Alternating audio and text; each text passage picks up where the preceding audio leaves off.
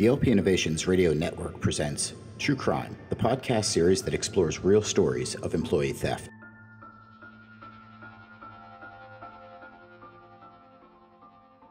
Employee theft costs companies billions in losses each year, and these dishonest behaviors can create collateral issues both inside and outside of the business. True Crime examines actual retail theft cases to demonstrate the techniques dishonest employees use, the opportunities they exploit, and as an example, the signs of dishonest behavior.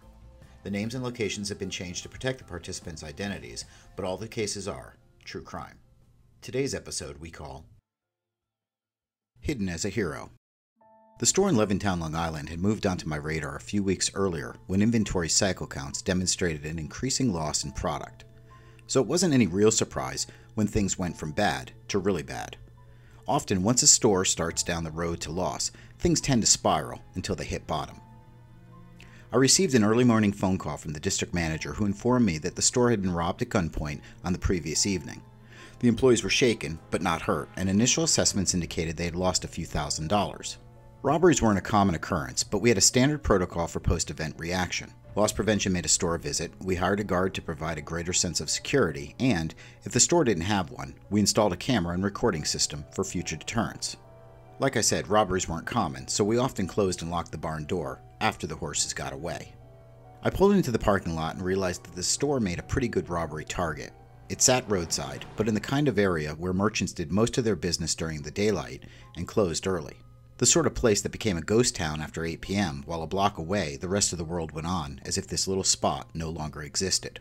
The building itself was old, its face made up of a few small windows and a heavy wooden overhang. Even with the lights on in the evening, occupants in the few cars that passed by at night wouldn't have a clear line of sight into the store. In other words, a robber's actions would go, mostly unnoticed. I went inside the store and was greeted by Gloria, the assistant manager. She had been on duty during the robbery and appeared more angered about it than scared or shaken.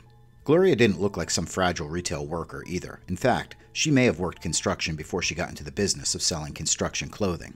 The police had already come, taken the report, and had begun their investigation, but it was a part of our protocol to sit down with the employees post-event, not for investigative purposes, but to provide assurances and answer any questions associates might have. Gloria was eager to discuss the event. She had much to say on the matter, so we went to the manager's office to talk. I didn't have to prod. Gloria jumped right into the story, and the tale she told, well, it was more than a bit alarming.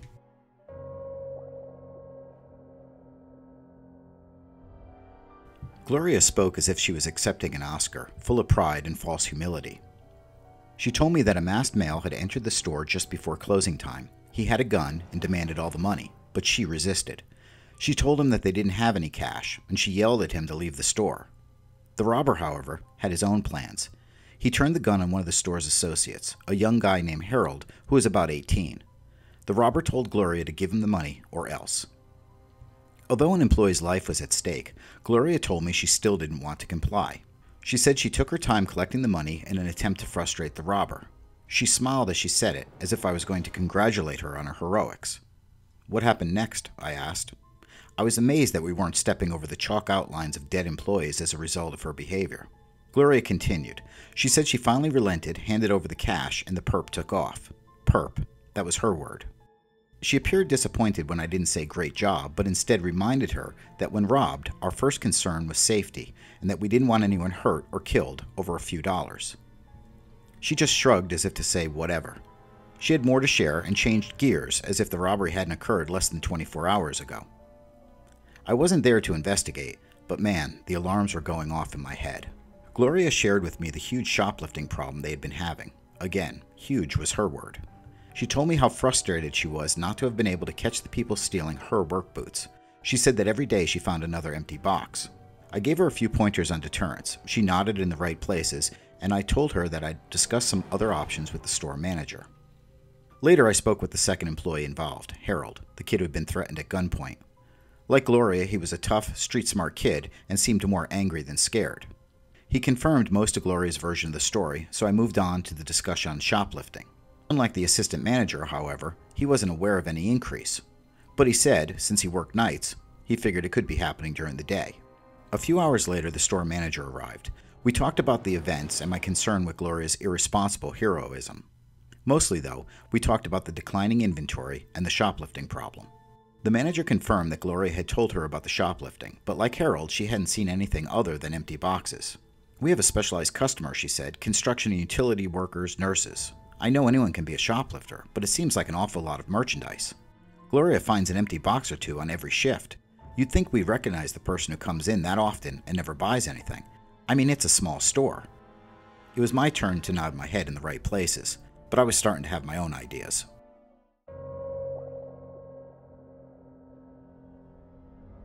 Often an investigator has hunches. Mostly they come by picking up on behavioral cues that aren't quite evidence, but still nag at our brain enough to require attention. In this case, it was a combination of little things: Gloria's disregard and almost callous attitude to the danger she had placed her fellow associate in during the robbery, and her insistence of a shoplifting problem that no one else had witnessed. The store already had a camera over the cash area, but I made a calculated decision not to publicly install the recorder that I had in my car. I told the employees that the recorder was on order and I'd come back in a few weeks to install it. In truth, I returned that night after closing, tapped into the video feed, and hid the recorder above the ceiling tiles. Now, it would be a waiting game. At the end of 2 weeks, I began my review of the video recordings. I didn't have to watch long to discover why the store was losing so many work boots. Hi, this is Ray Esposito from LP Innovations. Are you dealing with an organized retail crime problem, or maybe worried over the increase in strong-arm pharmacy robberies, or perhaps just concerned that you may be someone's next target? Well, LP Innovations offers today's next step in ORC and robbery investigation and resolution with our BlueTracks tracking devices. Used by hundreds of law enforcement agencies across the nation, BlueTracks is the smart and affordable tech that will significantly increase your case resolution and substantially reduce your costs and resource drain. Our patented 3-tier tracking technology combines GPS, LBS, and RF signal tracking to deliver the most advanced and most accurate devices on the market. Other devices only offer 1 or 2 layers, which means you're left praying for clear skies or driving around a neighborhood hoping to spot your suspects. With BlueTrack's 3-tiered approach, you'll be able to track thieves to within a few feet. And with decades of experience in the industry, we've designed trackers that blend into your product environment, are easy to use, easy to maintain, and easy to set up. Our email, text alert, and web mapping software lets you monitor more targets from a central or remote location without requiring that you spend your day staring at a product rack. With BlueTracks, you finally have a true set-it-and-forget-it solution. Our BlueTracks devices come in a variety of ready-to-install casings, and we offer customized solutions for every need. So whether you're tracking high-ticket theft items, pharmaceuticals, cargo, or cash, BlueTracks is the effective solution for today's theft issues. To learn more and schedule a free demo, visit us on the web at lpinnovations.com, contact a solutions expert at 877-574-6682, or send us an email at solutions@lpinnovations.com. And now back to our True Crime podcast.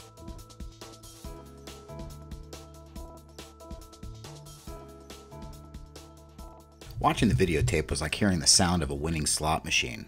Gloria had quite the little side business going. 2 or 3 times a day, she sold a pair of boots for cash. It appeared she was offering substantial discounts for her cash customers. Of course, the money, that went in her pocket. On some of the slower days, she added in a false refund, and by the end of my 2-week review, she had made somewhere around $3,000 at a $7,000 loss to the store. Now, normally I would have scheduled an interview and dealt with the issue before involving the police. In this case, however, the police had an active robbery investigation, and honestly, I wondered if perhaps that wasn't too a part of Gloria's sideline business. I contacted the detective and we met to review the tape. He hadn't liked her story much either. We decided to bring Gloria into the police station for a follow-up discussion on the robbery. The detective let me work my theft first. When Gloria arrived at the station, she was a little surprised to see me. Her expression went from confident to suspicious as I walked her into the interview room. It was a short conversation. Gloria admitted almost immediately to selling merchandise for cash and to the refund fraud. She was also quick to provide a full written statement. Now, when someone so readily admits to one thing, well, you often wonder what else they are trying to hide. In this case, I had a pretty good idea. I stepped out of the interview room and spoke with the detective. We decided it couldn't hurt for me to revisit the events of the robbery. Back inside, I fully expected Gloria to tell me the robbery was a setup. I didn't expect what she actually confessed. Gloria told me the robbery had been real, and it had really angered her, not because of the store loss, but because $400 of the intended robbery dollars were hers. "I could see where that might make you mad," I said. She reiterated that she had worked hard for that money and didn't think it was right to have to give it up to some criminal. So she had worked to frustrate and distract the robber, and in doing so, shorted him on the cash she turned over. He hadn't walked away with $2,400, but only $600. The rest? Well, Gloria kept it.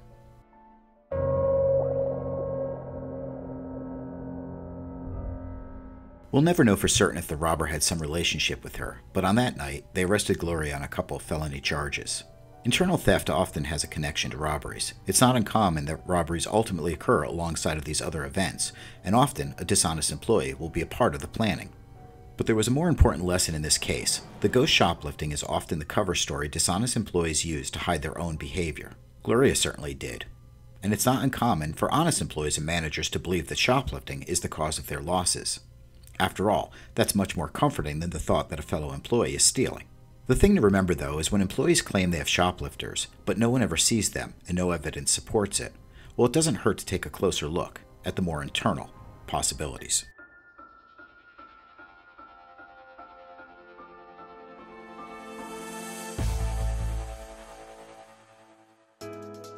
The True Crime Podcast is a production of the LP Innovations Radio Network, written and narrated by executive producer Raymond Esposito, associate producers Heather Beeland and Molly Janelle. Musical score licensed through Shockwave Sound. The names, locations, and some details have been changed to protect the participants' identities. All suspects are considered innocent until proven guilty in a court of law. The views and opinions of this broadcast do not necessarily reflect those of LP Innovations, its executive board, management, or staff. LP Innovations and Blue Tracks are registered trademarks. Copyright 2015, all rights reserved.